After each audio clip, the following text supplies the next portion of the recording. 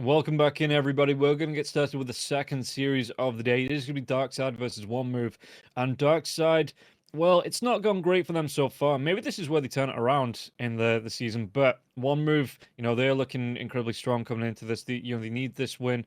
I say incredibly strong because they've only picked up 2 series in terms of wins, but they've gone 8 and 9 in terms of games won and lost. It's just the fact that Hellraisers and Team Spirit have taken a game off of every single team, and then there's a lot of trading between the teams in the mid-table. So even though the score is 2 and 4, they've still looked really good in this DPC season. And Hurry, any thoughts for both teams coming into this second series? One Move improved quite significantly from the previous tour. Mhm. And Darkside, with the changes that they made, they're looking much worse. Okay.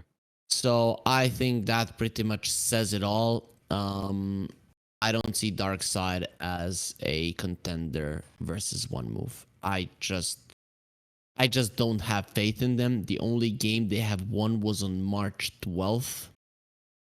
Also, they played a third-party tournament yesterday where they lost to a team that isn't even in Division 2. Yeah, I was on that one. It was rough. Yeah, so I don't really see them winning it, and there are some problems in the lobby, it seems, with Gilgear. So I'm hoping that he does come back to the lobby. Everybody was in, and we're about to start the draft, but Gilgear just dropped. Okay, he's back. Yeah. That's good. There is. One Move, just looking at that, I know it's not something that chat can see, but looking at the display pictures as well, it seems like One Move going to use the power of anime here to get them through this series. But yeah, no, the series that I saw yesterday, Darkside versus HF, in the third-party tournament, HF not even getting through the closed qualifiers for Division 2, which were taken by, I want to say it was Team Sexy, and I can't pronounce without going back to check on it the second team's name, because it's just, to me, a few... Am I looking at the right one? I'm not looking at the right one. Yeah, it's... Can you say this? Have you seen this? What? Oh, the... Wait. I'm gonna do my best. Just a second. Yue Leikum Nihao. Is that good? Yule Kum Nihao is how I'd pronounce it as well. I don't know if it's what this means, what it symbolizes, or if it's an actual word. I'm gonna have fun, in Division 2 every time I have to call this team out. So, yeah, but HF not even being able to get through the open qualifiers here, and they were able to take down Darkside 2-0 yesterday in a third-party tournament. So Darkside, it's really not looking good for them this tour, and the quality drop-off after they swapped out Ramses, after they swapped out DK Fogus. I know DK Fogus got bagged on a lot in the last tour as the weak link for Darkside, but, it's a team, especially with like Seneko in there, Roger in there. I know Dizzian is quite new, but Blizzy and Rabel have looked solid in the past as well. So just changing these 2 players out, and Darkside, they've just crumbled this tour. You feel like Darkside fans are DK Fogus come back, everything is forgiven? You think that's their... I have to say Blizzy has been underwhelming. Dizzy hasn't been performing well, but he's a new guy on the scene. Blizzy being somewhat of a veteran, he got his shot in Navi, I think it was 3 or 4 years ago. And he used to look good with his axe, right? Mm-hmm. But ever since then, he just hasn't been the same player. Yeah. And yeah, Darkside, it's rough for them, buddy. It is real rough for them coming through here, and they do still have 2 matches to go, one today and one tomorrow as well. In fact, I think they close the tour up against Bet Boom tomorrow, if I'm not speaking. Yeah, so VP Navi first, and then Darkside versus Bet Boom tomorrow to close it out. And I'm assuming there is going to be a restructure to come through for Darkside in the off-season, in Division 2, maybe, rebuild and try and come back stronger. But for this one, it's just not... The rocket's on the pad, but it's just stalled. They've not been able to get lift off at all through any of these series. Yeah, I mean... Radiant team pick. Well, Blizzy, I even looked up the when he came to Navi, Rob, I got very much depressed. It was 5 years ago. And you know what that year was? That's 2018. 5 years ago is not 2015. It is 2018. That is when Yeah. Blizzy 10 joined seconds Navi. So a remaining. very long time ago. But yeah, as you did mention, Darkside are gonna 5 be seconds remaining. ending the tour, Dire playing up team against pick. Bad Boom. Yeah, I did the same thing yesterday. When I was watching Ardu Thunder's play, I was looking at like TA2K. I was like, oh yeah, it was like last year when we were casting them in, one of the D2CLs, and then I looked it up. No, it was like 2.5 years ago when it was V Gaming with him and Hayes. They both looking really strong and impressing me. So yeah, I had that.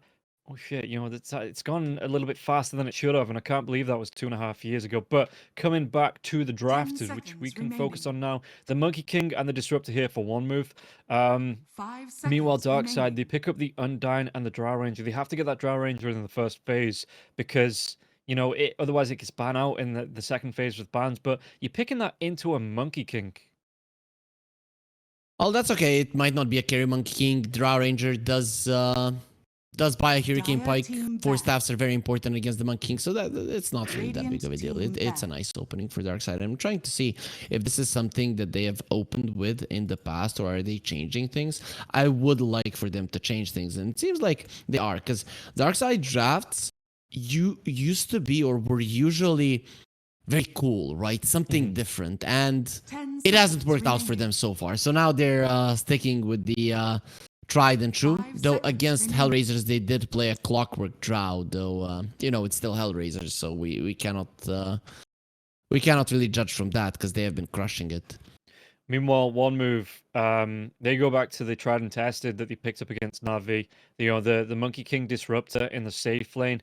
It absolutely wrecked FaZe twice in a row. I mean, the Navi lineup, it did include the Lycan twice Dire into this, team ban. but really, I'm not seeing any heroes that could stand up to this Monkey King Disruptor combo that are offlane specialties here for the side of Darkside. Yeah, Blizzy. I mean, Blizzy just hasn't been looking good. I guess Pango Radiant would be team ban. okayish, but against the Disruptor, it's still problematic. Yeah, he hasn't been playing too many heroes. Not sure. As you're mentioning, there's not really much. They even banned out this Beastmaster. That's something that he can play. Yeah. Everything 10 else, seconds yeah, remaining. does pretty much get demolished by these two. Yeah. 5 seconds remaining. So a bit of a dark side, yeah, a bit of a tricky puzzle to try and work out here in this next phase for the draft. They don't even have last, but I mean, they know what they're going to be coming up against in the soft lane, so I assume that might be the next two picks. Try and hide potentially the mid laner for as long as possible. But for now, one side, we've already seen how strong this Monkey King Disruptor combo is, and dark side, I don't know if they're the team that are going to have an answer back for this. Okay, they have an Enigma that they Yeah. played, which would be Radiant decent. team, Other than Dire the Boundless team Strike, you don't really have much to deal with those. One move will go for the Primal Beast. Just please, Dizing, don't be greedy. Get Dire the team Sans pick. on level 3. If this is an offlane Radiant Primal team Beast, he will pick. crush you. Shadow Demon is actually a really good hero against the Primal Beast. Yeah, okay. Centaur comes out here as well. So yeah, of all the heroes to come in, I suppose it doesn't have the worst time up against the Monkey King. You can get that stomp off Yep. if the Monkey King's on top of you. The double edge to follow up as well. Yeah, 10 Shadow Demon. seconds remaining. I assume this is going to be the offlane as well. So if the Monkey King does get you have a Centaur stomp 5 and the seconds setup that comes remaining. through from the disruption as well. They might even be able to take down the disruptor in this lane a couple of times. Yep. Shadow Demon is a good hero to keep these fat heroes safe. Monkey King gets close, you have the disruption to keep him away. Also, when it comes to trading with the Disruptor, he doesn't have to run because he's going to have himself and the illusions to stand his ground. So yeah, I like the Centaur. Plus, it's also a way to escape the Wukong's command, which is going to be very important for Darkside later on in the game. Yeah, one move. Like I say, if it is going to be this Primal Beast in the offlane, this Drow Ranger, he does need to take that early gust. Because the Primal Beast just gets on top of you, and the Undying not going to be able to do a whole lot to push his Primal Beast back in the early stages of the game. Would like to see maybe something on the one move in this offlane with the Primal Beast that's got a stun to make it just a bit easier to get on top of this Drow Ranger, though. Snapfire is banned out. Hoodwink is in the play. Gilgear is okay with that one. They have a Mirana as well, but they'll go for the Pango for now. So they're gonna save their last pick, most likely for their support. But then again, this could be a support Monkey King. We also touched upon that at the start of the draft. Yeah, could also be the mid lane Primal Beast as well. That is another flex to come out. If that's what they want to try and switch up here as well. So one move with, like you say, the Monkey King of the Primal Beast, even the Pangolier being fairly flexible and where they're going to lane here. So one move still have a response to this final pick. Meanwhile, Darkside looking towards a mid laner. What's been banned out? The Puck still there. Storm Spirit, Emma Spirit's being banned out, but the Storm Spirit's still available as well. Bart Rider's still available. Queen of Pain starting to build some momentum too. So there is still some options here for Darkside. I think Darkside banned both the Puck and the Storm, or ban one, pick the other, right? Because both of those heroes would be problematic for them. Oh no, actually, there's a Pango on the other side. What am I saying? The Pango is probably gonna be mid for one move, but then one move, yeah. Well, you get rid of the Storm, you get rid of the Puck. Those are the types of heroes the Darkside needs. Yeah, if those two heroes go down, is there a hero that you like to see complete up Darkside's lineup here? 5 seconds remaining. I'm looking at it. What have they played in the past? That also is gonna be a big factor. They've played the Lesh. Lesh would be nice. Yeah, I would like that one. I was about to say DP, but it's banned out. So magic damage or push, and Lesh is both of those. So he does come into play quite nicely. Okay, well, we'll see if that goes through. The Odie ban out. The Dragon Knight's still available as well, but that means that one of the Storm or the Puck will get through here for Darkside if that's what they want to be going towards. There is still a lot of options here for Darkside, no matter what gets banned out. Just looking to ban out, so they might be thinking this might be the Primal Beast mid if they're banning out the Enigma coming through here. I'd put my money on the Pango mid, right, and the Primal Beast 4 if it would go that way, but it could be a Pango mid, Primal Beast off lane, and Monkey King 1, and they're just looking for a support. Who knows? Gilgear has been given the last pick from time to time, so it wouldn't be out of the question for one move. What's left 10 seconds for the remaining. Mirana, maybe? Mirana, Techies, Hoodwink, those three, I think, are the... Gilgear has been known to play the Dark Willow, but considering that today we have seen the first one, well, maybe I doubt. Yeah. Not this far along in the tour, it doesn't seem for one movers. Like I say, they are fairly comfortable, so they don't need to pull any cheese out the bag here. Darkside, they do have a lot of reserve time to think about this final pick as well, so they'll be able to take the time over this one. They don't need to rush into anything to find this potential mid lane to come out here for them. Yeah, no reason to rush, though Puck does seem pretty decent. Not an overwhelming amount of catch. If you get caught inside of the Static Storm, you die, but other than that, every single one of these heroes is not an issue for it. I guess the Pango will still win the lane because he has better animation, better damage, but you still should be somewhat fine if you decide to go that route. You mentioned the Dragon Knight. I wouldn't mind that either, considering you have a Drow Ranger. But so Puck, Lash, Dragon Knight. I think those three are probably on the menu here for Darkside. Okay. Come on, it's going to be the Kunkka. And yeah, so some cleave potential to come through. Decent at pushing the creep waves, the aggro back. You can throw the boat as well. If anyone gets caught into this Wukong Sman, throw the boat over the top. Might be a good setup for the Shadow Demon here as well. The disrupt into the torrent. So it's not an awful pick. It's just not a pick that we've seen recently in this tour. And Darkside, they are looking to pull something different out here for what could be one of the last two series in Division 1. Yeah, we didn't see much of Kunkka, but I think we have seen two Kunkka games, 50% win rate so far. Considering that there are not too many illusion-based heroes, well, then the Kunkka isn't played all that much. But considering Shadow Demon and the Undying, they can be fairly squishy if they get caught. The boat will definitely help. So it is going to be a support Monkey King.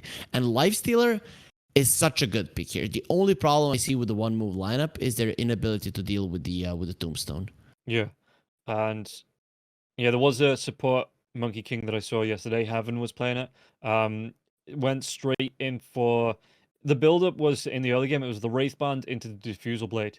Do you think that's what, is that the kind of go-to for the support Monkey Kings, or are you looking for something a little bit different here for this pickup for one move? When I've seen it being played in Division 1, because it was played once or twice, we saw some Glimmer Capes Orchids was the build. So I think it comes down to the player, right? And it wasn't Gilgir 10 playing it. seconds I remaining. doubt we're gonna see like a Diffusal Blade, like a super aggressive build, but like an Athos, Orchid, something along those lines could come out.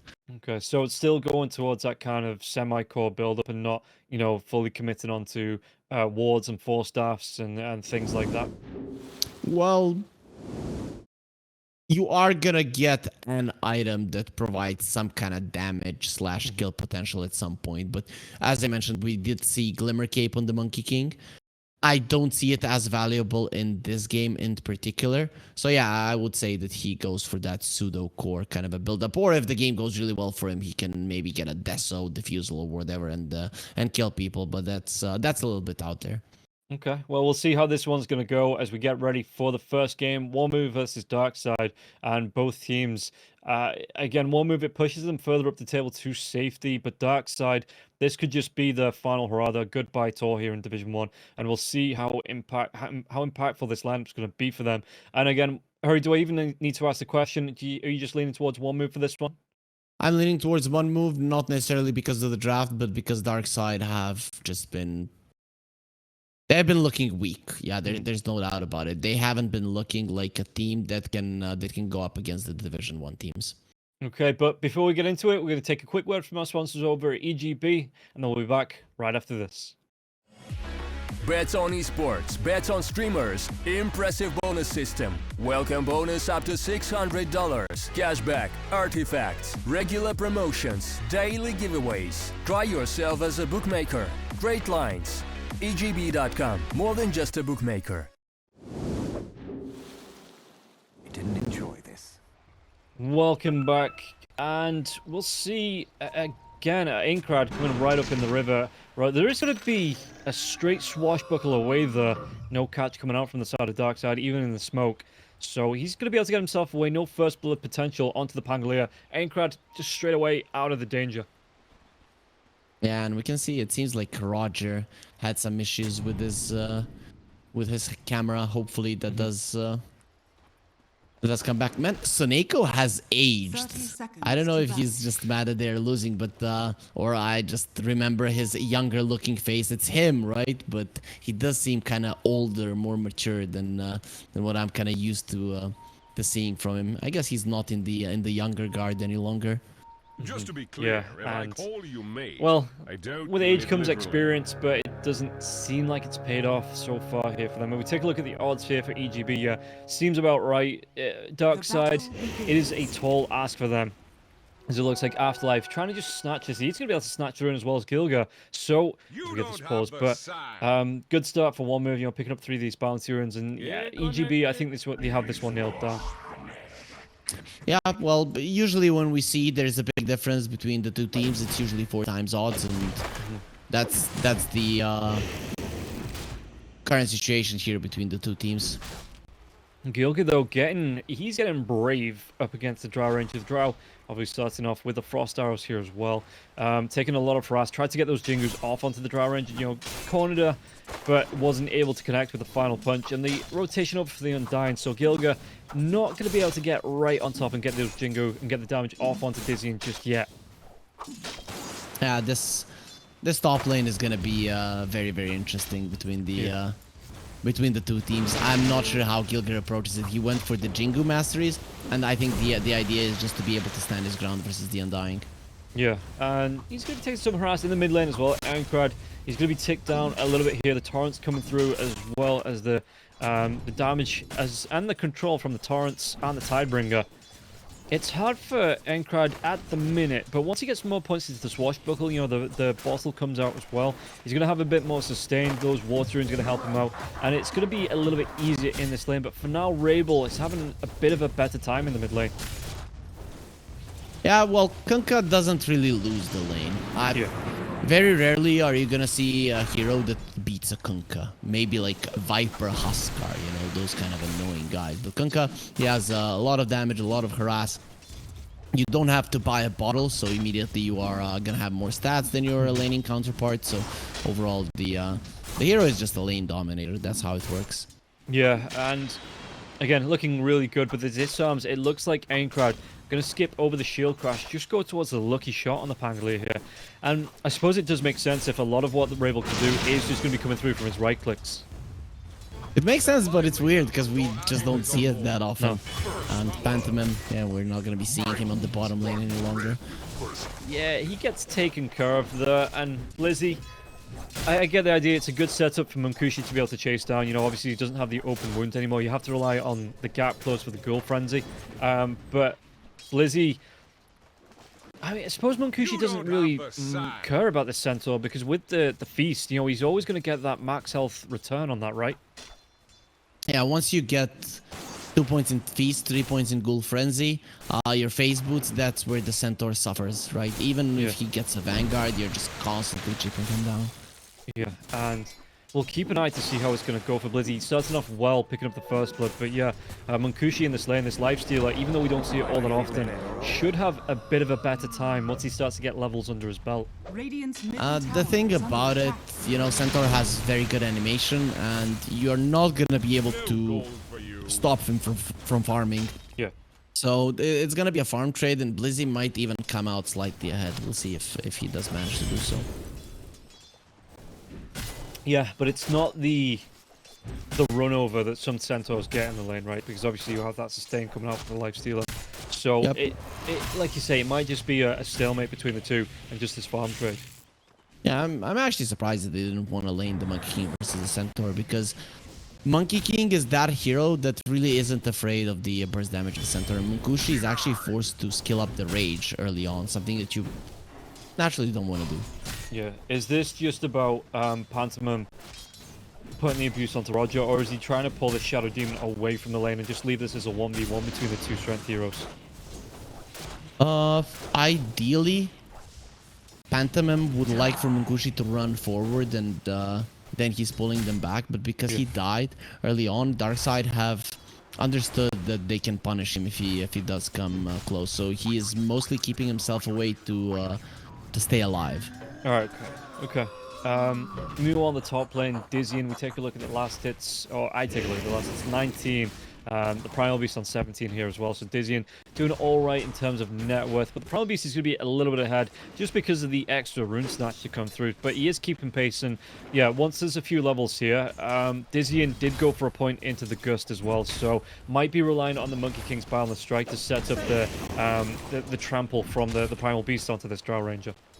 Thank you, Dizzy. Thank you for going for that one. I've seen so many greedy Drow Rangers, and I mean, especially against the Primal Beast, dying, it's just not nice. There's Bloodbath on the bottom lane. Does he get himself away from this? He pops out Rage. He's going to be able to get the kill onto Roger now as well. Does he turn around to Blizzy? Because Blizzy has a lot of damage with the double edge coming through now. The Stomp. Oh, no, the block. The vision. Munkushi, he's going to be away from this one. He's got the TP coming in now from the Disruptor kinetic field. So Blizzy's not going to be able to catch up Munkushi. And by a slight inch gets himself away. He will be able to heal up now as well. The South coming through. Blizzy just not able to get the kill onto Munkushi, which could have helped sustain or helped solidify this lane here for the Centaur. What a tree plant coming off from Munkushi. As you're mentioning, it literally saved the lane for him. He would have been in so much trouble. I'm surprised that Munkushi didn't get 2 points in Feast. Usually we see that from lifestealers, just to be able to sustain himself a little bit better. Yeah, he's going to have the regen coming through here from the help of Pantomime, these tangos being passed across as well as the Feast as well. But yeah, it's, you know, like say, if he didn't get that block off, he was going to go down there. Roger looking to maybe get some pulls off the talent of the Shadow Demon and a couple of these caster supports as well that can pull both camps at once, but he will be spotted out. Disruption onto the Disruptor, so he's going to turn it right back onto him, but Disruptor, the glimpse comes through now as well. It looks like he might be able to move himself away. Swashbuckle now from Aincrad. Aincrad, he wants to come in with the Rolling Thunder. Does he actually get the kill onto Roger? Roger trying to get himself away from this one, standing his ground, tried to get in the little gap in the staircase, but still will go down, and Aincrad picks up the kill. I like how Ankrat found the angle there to go for him. He understood how to get that kill perfectly, and Ankrat just changing the way that he's playing the Pango with this lucky shot is actually winning the lane against the Kunkka. I never would have thought that's something we're gonna see. Yeah, and the setup here comes through. Monkey King was able to get the balance strike off, and the setup into the primal swing here as well. So Drow Ranger just could not get that gust. In fact, it was used on cooldown, but the primal beast still gets the follow up here in Afterlife, sending Dizzy to that Afterlife, and he's going to be able to capitalize. He's got himself a creep wave, not too far off the level 6 as well for the primal beast. Well, Undying later on in the lane is just not as strong as he was. He has no points in Soul Rip, so his ability to save the Drow Ranger is not really there. So if Afterlife gets on top of the Drow with the phase boots, you are very unlikely to escape. Yeah, would you have preferred the points into the Soul Rip over the Tombstone here for the Undying? I would have liked 1 point. I think it's a very valuable point.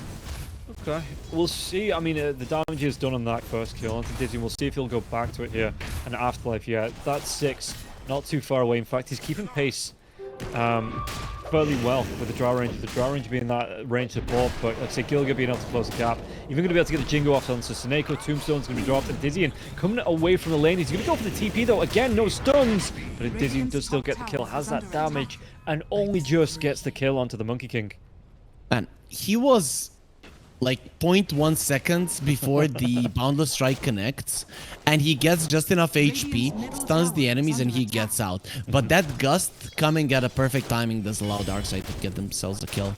Yeah, but again, Dizzy now, the Gust comes out at an angle, he hears that the onslaught coming in, and the overpowering presence of the Primal Beast. You know, he just has to guess from the trees though. Afterlife will be pushed back. Blizzy now on the bottom lane is doing Centaur things, but he is kind of covered for by the Kunkka. He has a Vanguard, so they need a ton of time to kill him. And I think the idea from one move here is to force out the Stampede. They're not really looking to finish him off. Yeah, Kinetic Field though will be used. No one gets trapped into it, and if you say they're going to try and force out the Stampede, this is the best time to do it. The boat will come through though. They might even be able to get the kill into the Disruptor, and now the Rolling Thunder is going to follow up, but Blizzy as well as Rabel should be away. Blizzy, he's looking for the gap, but there's going to be the rotation in from Gilga now as well. So even if he tried to go for a TP, which he doesn't have the mana for, Gilga would have been able to cancel it, and Aincrad once again just being able to maneuver on a dime here in that Rolling Thunder. That was smart coming out from the center, going for the kill first, then going for a Stampede, knowing that the Glimpse is going to be there to catch him. But yeah, even with that one, the Rolling Thunder, it doesn't stop after just a couple of seconds. You continue rolling, and he was able to catch up. Yeah, and like our observer is pointing out here, Pangolin, no points into the shield crash, going right into that lucky shot, looking for the disarm up against the Kunkka, and that's pretty much 90% of what the Kunkka does in the lane. So that lucky shot, if he gets the procs off, it really does help him shut down Rabel and take the farm away from this Kunkka in the lane. Not only that, the Swashbuckler will be doing so much damage. You know, you have the Orb of Corrosion, you're gonna have a maxed out lucky shot that's minus 11 armor that you're taking away, and then once your defusal comes out, these supports, they just die. Speaking about dying, Blizzy, he was looking for the stomp, but again, Pantomin's going to be here. Kinetic Field goes, but Munkushi, he stops his chase. Blizzy, he's going to be able to get himself back to the tier 1.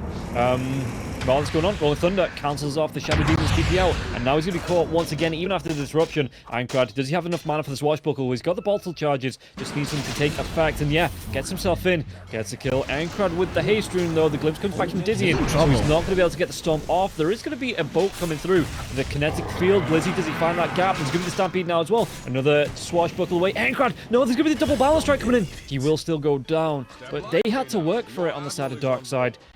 While that's going on, there's going to be a top lane Afterlife. Pulverize comes through onto the Drow Ranger. Trample's being used now as well. The damage, it stacks up. It pulls the distraction, and Afterlife gets the kill onto Drow. Yeah, one move are definitely getting better moves around the map. Even if they lost Aincrad, it is going to be on the aggressive. And one move are the ones that are applying pressure to Darkside. The only thing the Darkside is getting is if one move overextend a little bit, you get the one kill, and even that one on Aincrad was extremely close. Yeah, what's the lifesteal wanting to build into too? I'm just taking a look at him on the bottom lane. He's got that armlet coming out, but is it early shard? Does he want to be going for a Basha straight away? What is it, the lifesteal? Because it's been a while since I've seen the hero. What's the build up for him? You want the Dyer's bottom Deso? tower has I think maybe even earlier on, considering that the Pango went for the lucky shot. But overall, I wouldn't be too mad if his first 3 items are, I think that would probably be the best, are Armlet, Halberd, and the Deso, in whichever order with the next 2. Those 3 items seems like the right way to go for the Lifestealer. Okay, and yeah, he's gonna have that armor out coming into the. He's even gonna be able to steal away these stacks from the side. Kunkka trying to come in. Speaking about stealing the stacks away, Kunkka was the one that wanted to farm them up. The Wukong's command comes out. The disruption. It might actually be detrimental here to the Kunkka, and they've got the glimpse mark now as well, driving him right back into this Wukong's command. Incrad gets the kill. They might even be able to get more here. Blizzy's doing the damage up onto him, but it looks like he's still gonna survive. And now that Stampede gonna be used defensively once again. Oh, Anmol are so much stronger than Darkside here. I don't know why Darkside even want to commit for this one. They're gone.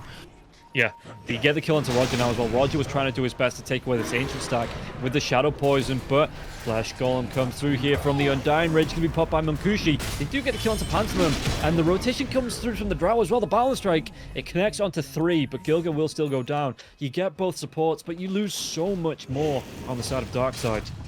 Look at Afterlife, where he is positioned. I don't know what exactly he's searching for. I think he's expecting the Drow to go back into the big jungle to farm. Not going to be happening for now. Yeah, you lose the Kunkka. You do again. You do get the kills onto supports. And suppose Darkside, any kills are good kills here for them.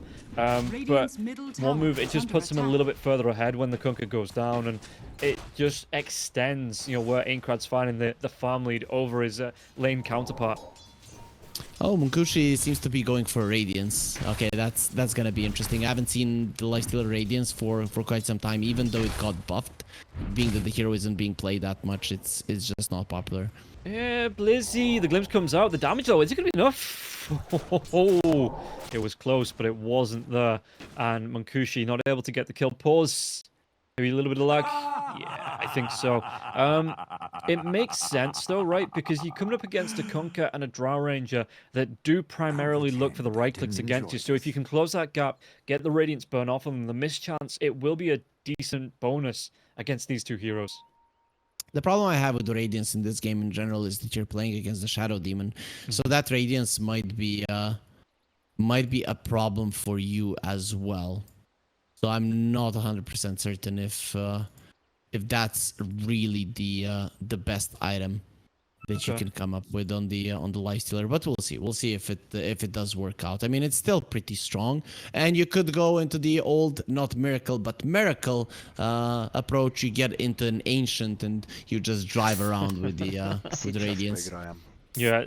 God, what was it? It was the old Pudge kind of Lifestealer thing where you got yourself inside a creep and then Pudge ate the creep and then just ran it, you know, with the Rot and the Radiance going, just ran at them. Oh no, and just ran heroes down with it. It was a black dragon you got yourself inside, I think was the primary ancient that the Lifestealer wanted to get into. You don't have to get an ancient, right? You could there was a third hero. It would be Lifestealer gets into someone, Pudge eats him, and then you have Radiant Stroke and the third thing. I'm not sure what it was, but it was pretty fun. Now, obviously, it was a meme, and we're not going to see it in a competitive game ever, but it's still fun. Yeah, they do get the kill onto Gilga. I mean, I think we saw it in a couple of competitive games. I'm not, you know, going to rule it. Well, there's no Pudge here, so we're not going to see it here today. But we, you know, it was, like you say, a bit of a joke, and maybe the stronger teams just wanted to play against it. Speaking about stronger, this Lifestealer going to be stronger than Blizzy. The Rage comes through, even the Stampede. It doesn't keep the Centaur alive, and yeah, this Lifestealer here, 3-0-2 already. Get himself towards the Sacred Relic after the armlet. He's just having a fine time in this game. Yeah, Lifestealer is doing a solid amount of damage. It's something that the Lifestealer sometimes lacks in, is damage early on.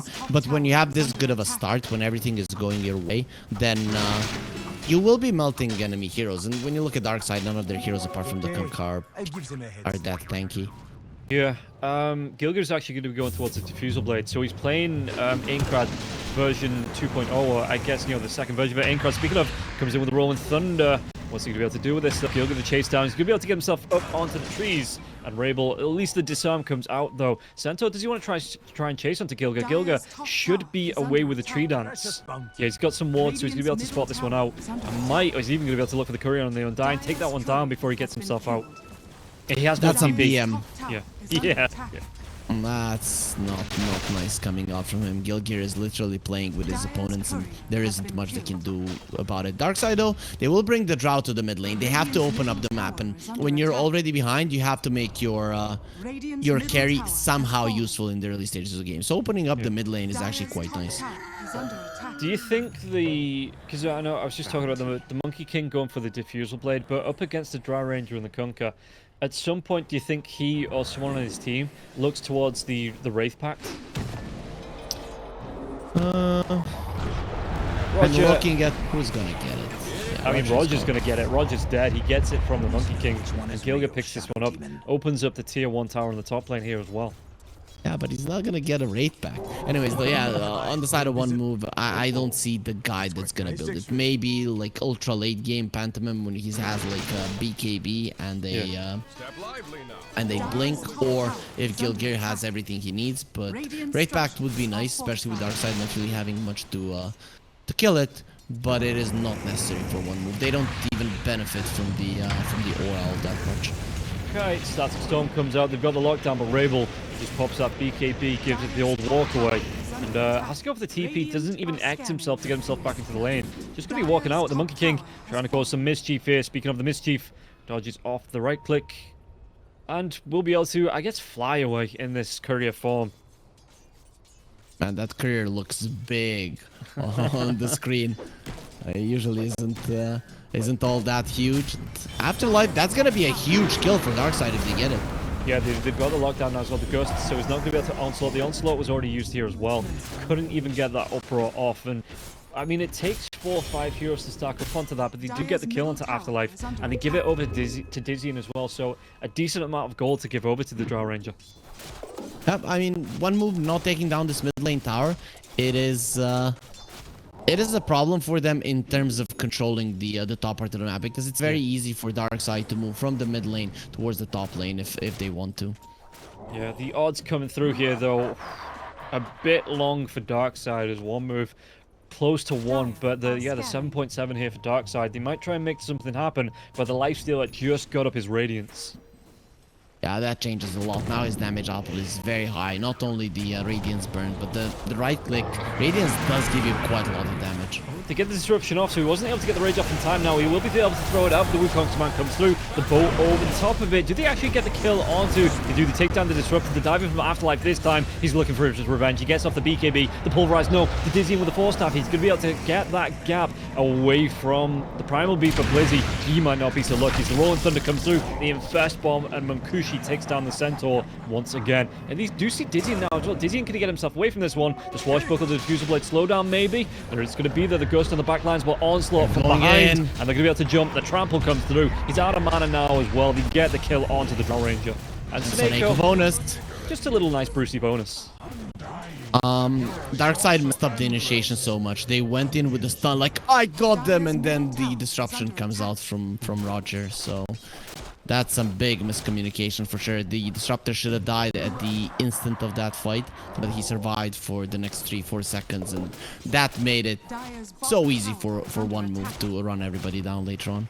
Yeah, and if you look at this Afterlife, he's just hanging around in the dire triangle. Comes across Blizzy, and he's just like, so mate, I'm gonna head off now. You know, both heroes just give each other the nod and disengage from each other. Yeah, well, someone just entered your house. He got what he needed, and he left. So, yeah, I don't know if Blizzy is getting a nod or just looking at the ground in defeat. Yeah, the kills, I know it is 14-10, but it's a lot closer in favor of one move here, even though the net worth here, it's a 10k lead. Gilga's got himself up his Diffusal Blade now. Primal Beast going towards his Blink Dagger. Lifestealer is just doing whatever Lifestealer wants to do, looking to pressure this tier 2 tower in the top lane, and it looks like, is it going to be the Ultimate Orb coming out? What's on his courier? So it's going to be the Manta Cell coming out here. We're going old school on this build for the Lifestealer. Yeah, you are playing against the Drow Ranger, so I guess you do want to have something to remove the silence. Yeah. Gilga, though, could be chased down. 4 heroes stacking up this time. The monkey will be able to tree dance himself out of danger, get himself away from this one, even throwing the tip over to Blizzy. Even with the 9k gold lead, 10k gold lead, this game is still not over. Darkside have a decent shot. Their heroes do revolve around the Drow Ranger quite nicely. But that's why I think one move are gonna start itemizing for her very soon. Maybe some halberds, you know, the disarm of the Pango is already an issue. And if you itemize properly against the Drow, the chances of Darkside winning are gonna reduce significantly.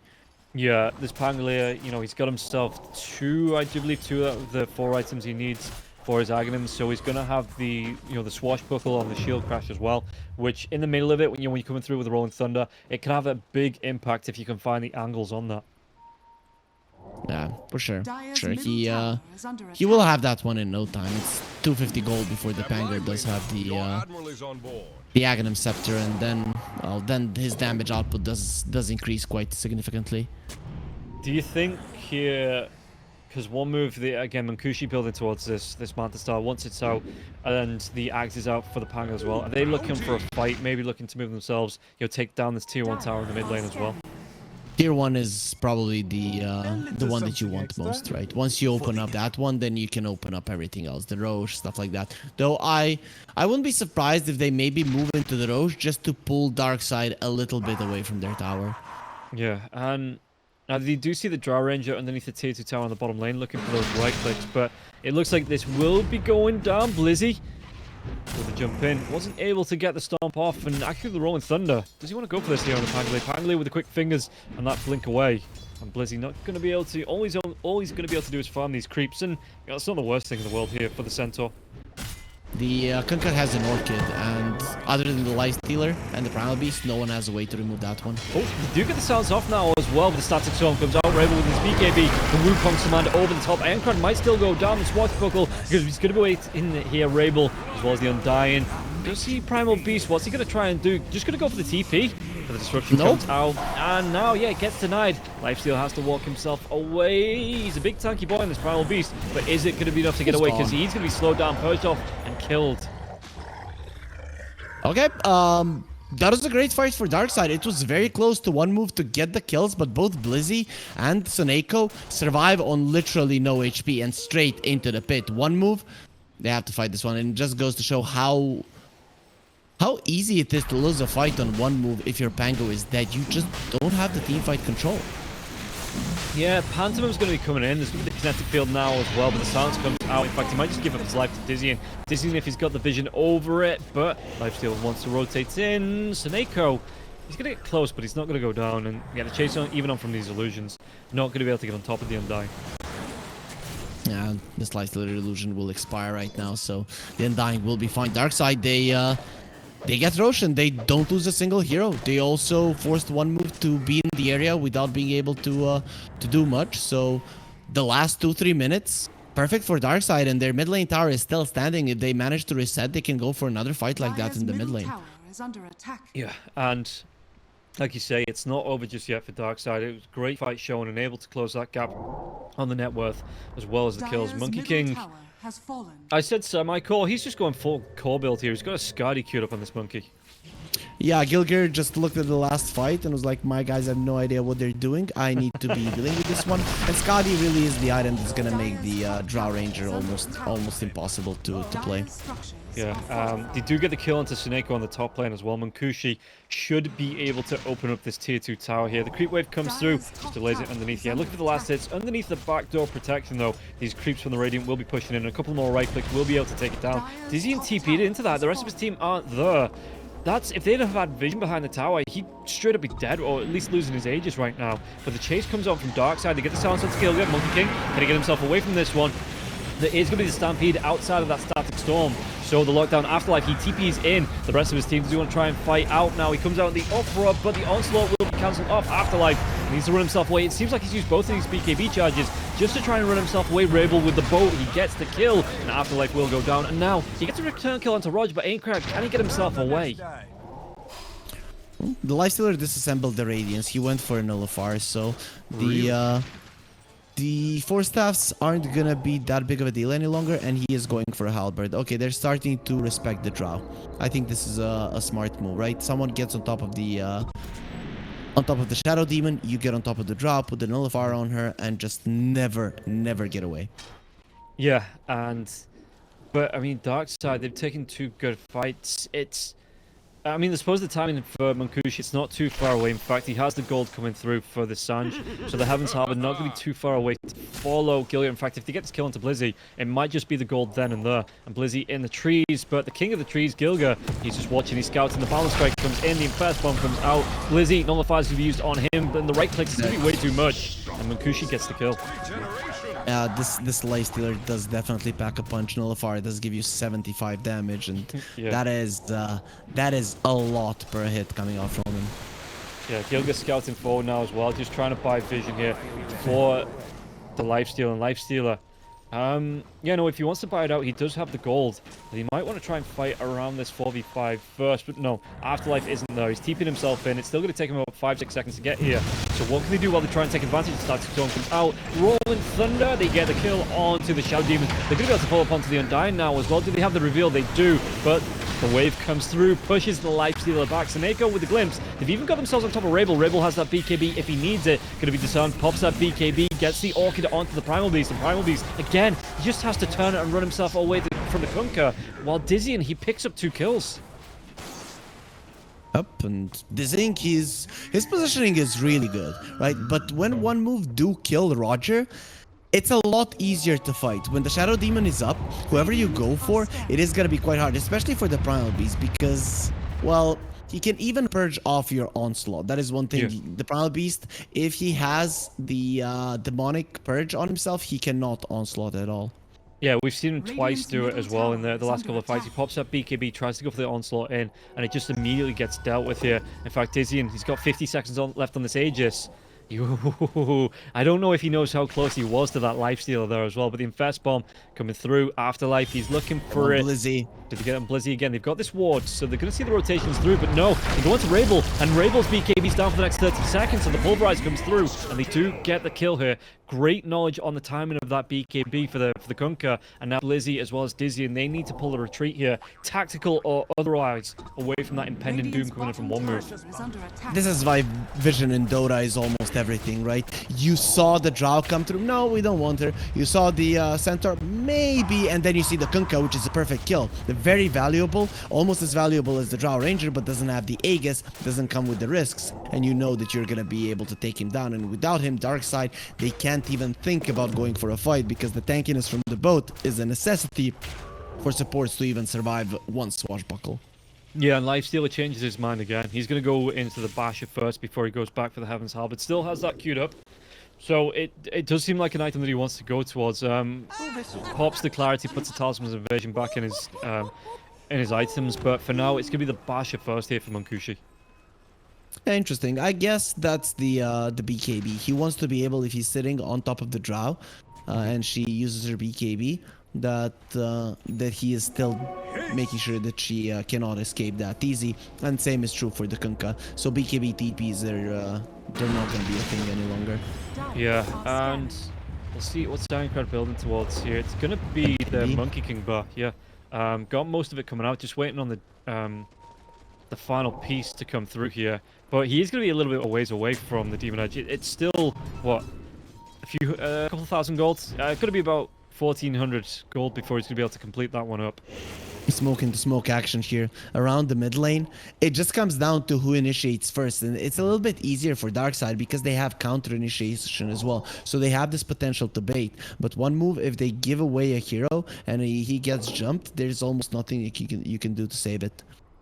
No, Gilga leading the line here again, still going towards that Scar. He just dancing on his trees, looking to scout out, and they will see through onto the Kunkka.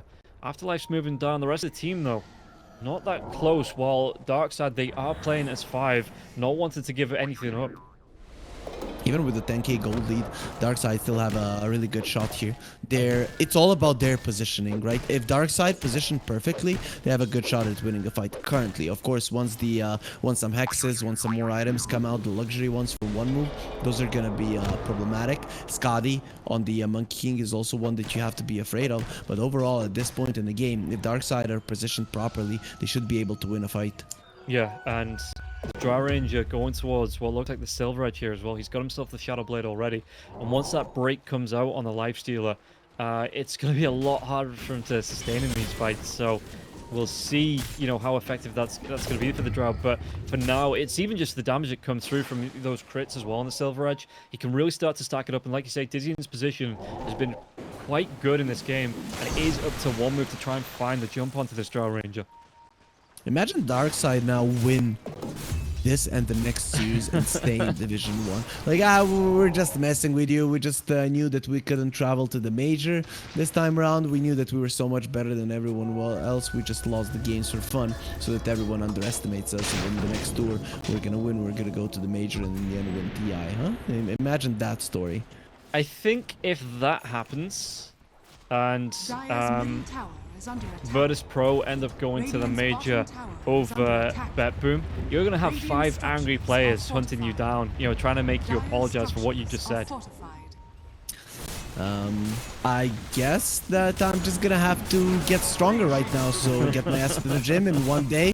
That's more than enough to make myself capable of defending against 5 players, but the tower cannot defend itself against 5 players. The Darkside are immediately out. They know that they're being chased. Oh, that was so close. Afterlife, he was in there right on top of the Kunkka, but the Kunkka, it was like half a second left on the TP by the time Afterlife blinked in. Wasn't able to get the grab onto Rabel. They all get out. They do equalize the tower count, even with the 11k gold lead. When it comes to map control, Darkside, they're close.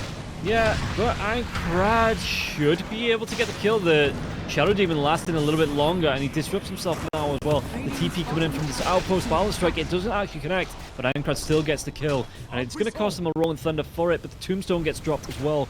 Big cooldown there on the Undying to drop, and doesn't even save the life of the Shadow Demon. That's definitely now gonna be a Roche. There's nothing the Darkside can do about it. They don't have Tombstone, they don't have the Shadow Demon, they don't have the strength, and they don't even control the outpost. And Munkushi just works to make a liar out of me. Not going to be going towards that Heaven's Harbor after saying, oh yeah, no, he's definitely still going to pick it up. But he's definitely going towards it, even after the Basher. He's going towards an AC. He's understanding that Drow is doing a lot of damage, not only to him, but to his teammates as well. Oh, nice usage of the X. Rabel, yeah, he's going to X himself. They're going to be able to get the kill onto Seneko, but it's just a bit of tennis there being played, and Kunkka was the ball, bouncing himself back and forward from the glimpse into the X marks the spot. He's the ball and the player as well. So that's not a lot of players in the world can do that one. But yeah, one of the reasons that the Kunkka does get picked up sometimes against the Disruptor is the X.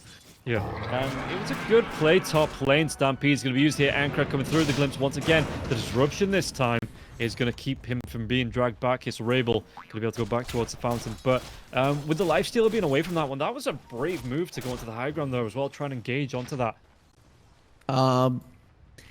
When you have the Rolling Thunder, when it's already been used, there's not much Darkside can do about it. Yeah. Dire's middle tower is under attack.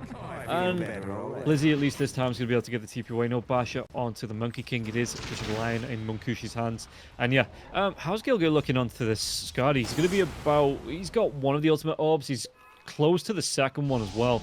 So it's not too far away, but probably not within the next couple of minutes. Unless yeah, but finally, he's getting his time alone in the Yeah. bottom lane, so he's going to have it soon.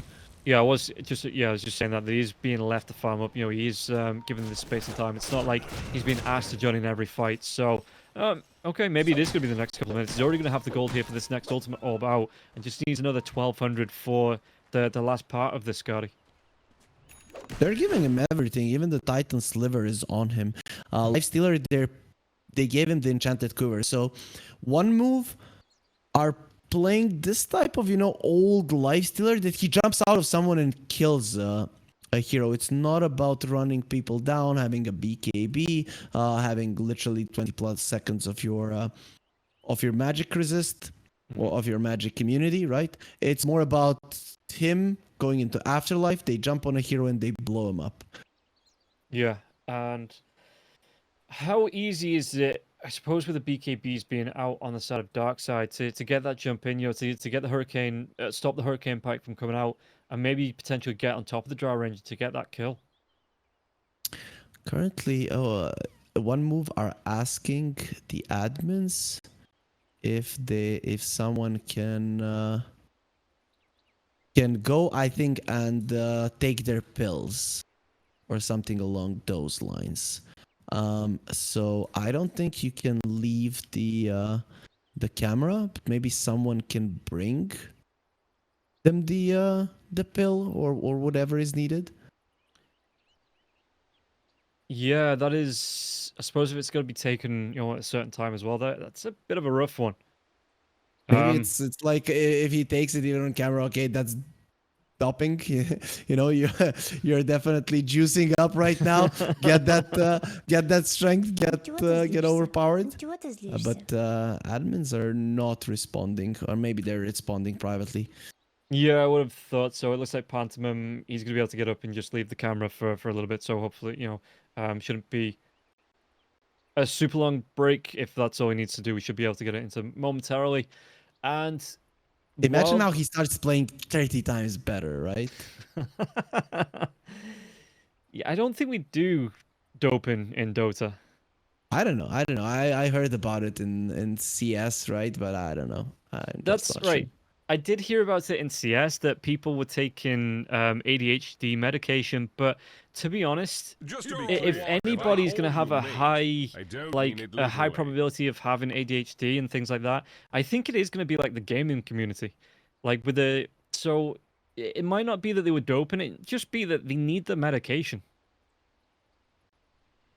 Yeah, I just need my doping, right? I needed it to win, right? You just need it. Just kidding, of course. I have no idea about that stuff, right? Because I know that a good night of sleep, maybe a little bit of tea, good food is gonna be the best doping you need, and those are the best Dota players out there for sure.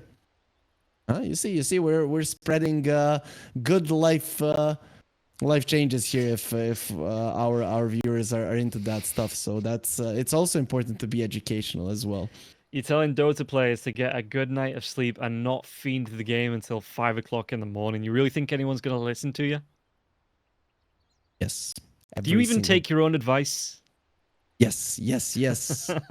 I'm gonna send you a picture tomorrow morning when I go out. Rain, snow, it doesn't matter that I'm exercising in the great outdoors. So you'll see. Okay. Well, we do have Dota to cast tomorrow, so hopefully you're not going to be missing that, even with your trip into the great outdoors. I mean, yeah. If you can set it up with mobile Wi-Fi, you can cast from the great outdoors if you really want to. But speaking of great outdoors, Afterlife, he's going to try and get through this jungle.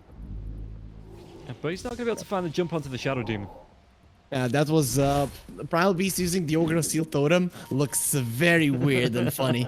He's running first with the onslaught like a roar, and then he's just bouncing like a Bambi. Yeah. Lizzie just gets seen though. Is he going to be able to get himself away? He doesn't have that BKB for 6 seconds. So, glimpse right back into the waiting arms. He even give the kill off to Gilga. Intentional or not, that's going to be a little bit more gold towards the Skadi now as well. Gilga went for the Boundless Strike just the second this guy went for a TP. I think he clicked before that one. So, considering that the Centaur didn't have a BKB for another 5 seconds, he would have died either way, TP or not. But that's just a little bit unfortunate timing. Yeah, now they're going to be able to get the jump on, but the X mark comes out onto the Kunkka. Kunkka going to be... No, he's not, because the Disruption's going to be there. Doesn't even need to use his BKB. Going to be way safe. Not, well, maybe not if Afterlife has something to say about it. The BKB comes through. Pulverize has to be used onto the Shadow Demon because the BKB out for Rabel, and they get the kill onto Roger. Rabel with the TP out. Beast dispels himself when activating Uproar, so he went with that talent. Why? It makes sense for the orchid that keeps coming out, and the... What? How are you gonna use your spell when you have an orchid? Does the uproar not dispel the orchid sounds? Well, you're already silenced. Oh so yeah, you no, cannot use spells. yeah, no. Don't listen to me. That's why I'm a play-by-play caster. Oh, Life Stealer. He is silenced. He's Yeah. fine. Pops the Manta, walks himself away, and yeah, no, I don't even know what I was thinking on that. I just know. wasn't. When the Oracle gets silenced, why not just use the ulti on yourself? Like, what the hell are you doing? That's fine. We all make mistakes, Rob. It has been a long day, and yeah, maybe you were out training early in the morning, so you have already gotten a little bit tired on me. But either way, the one move, they are taking their time to end this game, even though they've been ahead for the longest of times. I still don't think the game is over. It's getting close to that point right now. One move have definitely taken it over, and with them getting all of their key items and the Pango being so hard to catch with the Blink Dagger, one move they've been winning every single fight, and that's most likely to happen. Yeah, but the Inferno Spawn comes out, starts to storm the lockdown of the Drow Ranger from the high ground. Look at the right clicks, might be able to get the kill. And Blizzy gets the kill into the Monkey King, Rolling Thunder coming through. And Crad, though, he's got to be careful because Dizzy and going to be coming through with a lot of right click down. Has that Butterfly available now as well. So Ankrat just has to roll himself right out of there.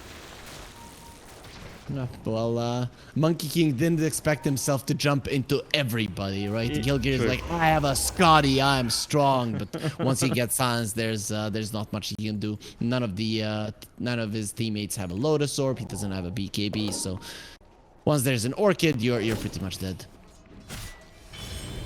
Did Pango finish the MKB? I think he did, right? A long time ago. A long time ago. He got the Blink and the Octarine after that one. Yeah, I was just looking because obviously the Drow Ranger, seeing the Butterfly coming up for him, going back into the Silver Edge afterwards, but I suppose that's still nice up against the Lifestealer. For sure. But Pango, he went for the 30 swashbuckle damage, and he's probably going to go for the -3 second swashbuckle cooldown.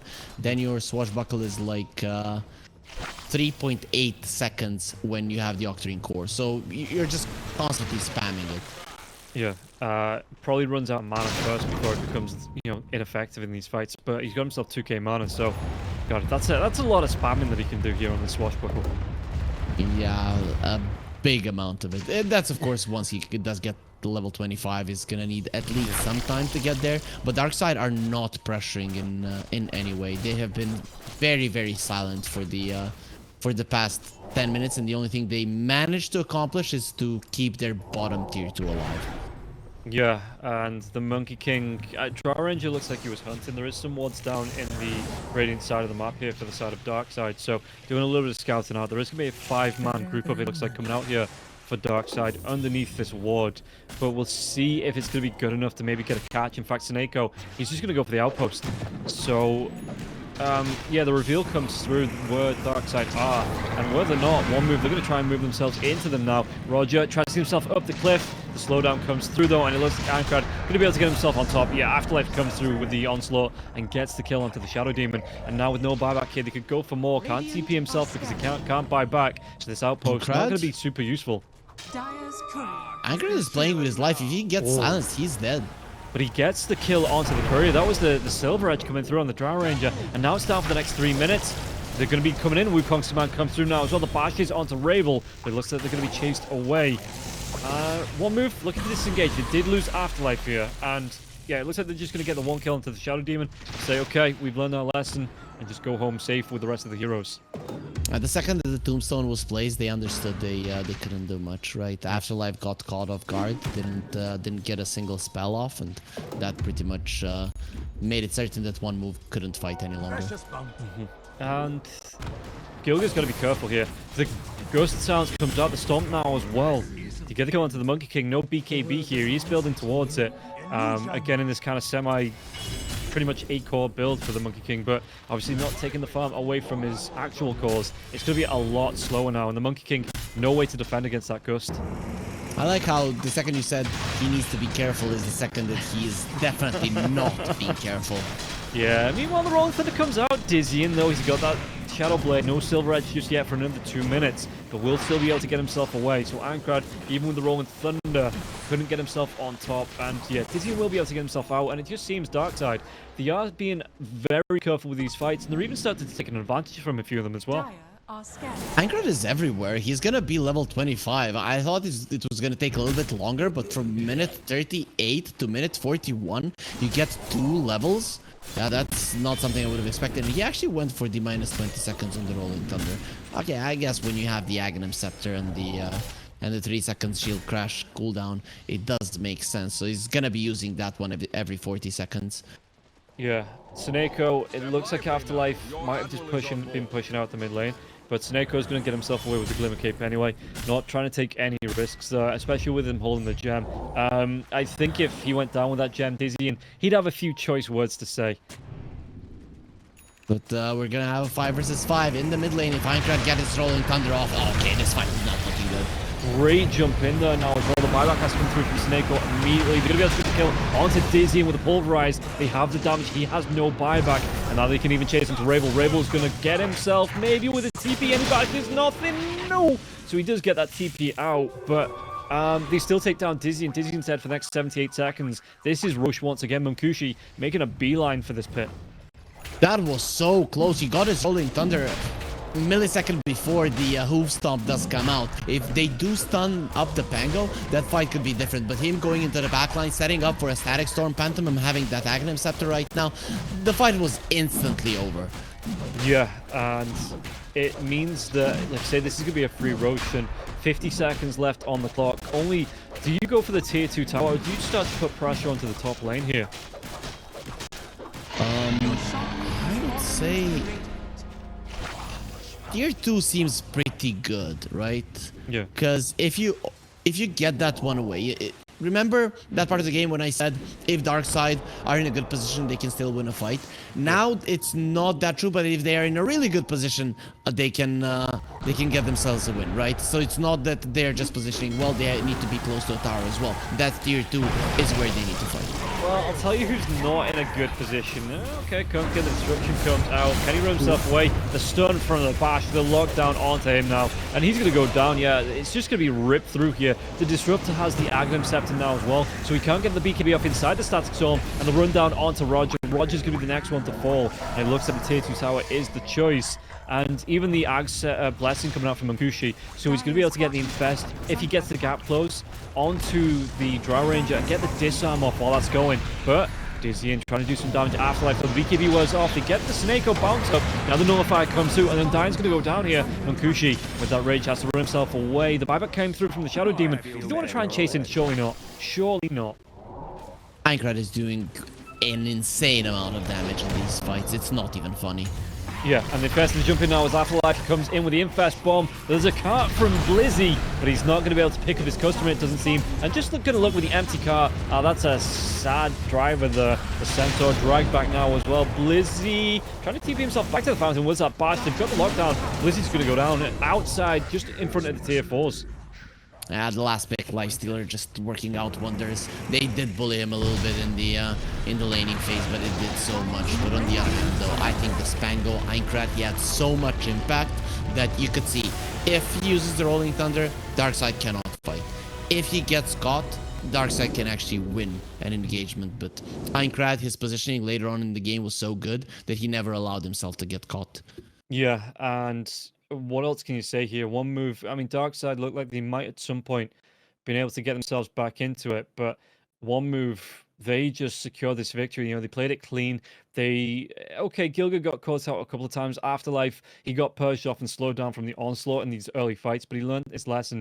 And in the end, one move was just able to close this one out fairly cleanly. Munkushi didn't even die.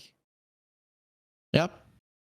He did get close in the lane, right? Yeah. But later on in the game, never, right? Even when he would see that the fight is going bad, he would just use the last 2 seconds of his rage to run away, and he would be fine. In the end, he was 6 slotted. He even exchanged his boots. He was a beast on the Lifestealer, but in the end, Aincrad still did the most damage. I really like the build that he went for. It was all about killing. Though I have to say, one move, I don't even think that they are 100% serious here. The way that they're playing, the way they are itemizing, this game could have been easier for them. It did look like with these kind of items that once you get into a fight and get a good engagement that you crush your opponents, but there were times where they just lose a fight because of how they're engaging and the items that they have. If they approached it a little bit differently, I think it would have been an even smoother victory. Yeah, and you talking about the itemization, Munkushi making the choice to disassemble the Radiance into the Nullifier, didn't actually go in for the Halberd, but building into the Basher there as well. So that choice of he's committed, but he changes his mind. It makes a better build out for him, and Munkushi, like say, just able to run over this game. I wouldn't mind the halberd either, right? Yeah. That is fine. Instead of the Deso, you're going for a nullifier, and you just have this skipping stone, right? And nullifier is just as good of a damage item as the Deso is. I mean, depends, but considering that one move at that point it was only the lifestealer doing massive amounts of or some amounts of physical damage, then the nullifier does make a bit more sense. Yeah, and guys, this is going to be game number 1 of One Move versus Darkside. So Darkside, it is really, I can't even say do or die time now. It's just they're fighting for the pride to come out for this. But One Move, they want to take the victory in 2-0. We'll find out if that's going to happen after this break. We'll see you in about 10 minutes before we get into game number 2.